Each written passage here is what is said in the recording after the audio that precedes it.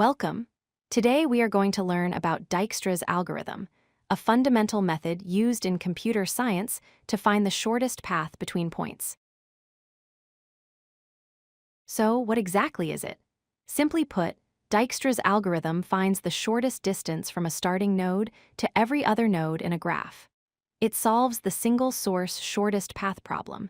Imagine trying to navigate a maze and finding the most efficient way out.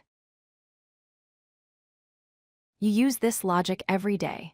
When you open a map application on your phone to drive home, the app calculates the route that takes the least amount of time. In this case, the distance is time, and traffic adds weight to that distance. Network routers also use it to send data across the internet efficiently. Before we dive in, let's define our terms. A graph is made of nodes connected by edges. These edges have weights, representing cost or distance. We also use a concept called relaxation, which just means updating a path if we find a shorter one. And finally, we need a priority queue to help us pick the next closest node. Dijkstra uses a greedy strategy. This means at every step, it makes the optimal choice right now. It starts at the source, picks the closest unvisited neighbor, and explores from there. It never looks back, which is why it is so efficient. Let's walk through an example. First, we initialize the graph. We set the distance to our starting node, node A, to 0. We set the distance to every other node to infinity because we don't know how to reach them yet.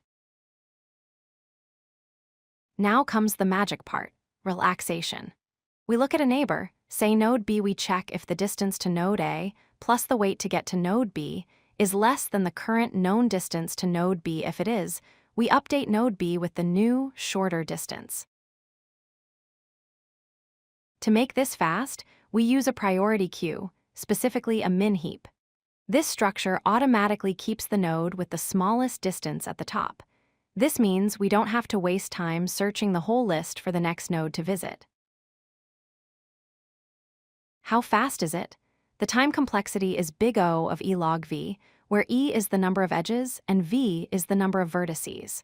The log V part comes from the efficient operations of the priority queue. This is significantly faster than checking every pair of nodes. There is one major catch. Dijkstra's algorithm does not work if your graph has negative edge weights. Because it is greedy, it assumes that once a node is visited, that path is final. Negative weights can break this rule. For those cases, you would need the Bellman-Ford algorithm. To wrap up, Dijkstra's algorithm finds single-source shortest paths efficiently using a greedy approach and a priority queue. Just remember to ensure your edge weights are non-negative. Thank you for watching. If you like this video, hit that like button and don't forget to subscribe. Visit codelucky.com for more such useful content.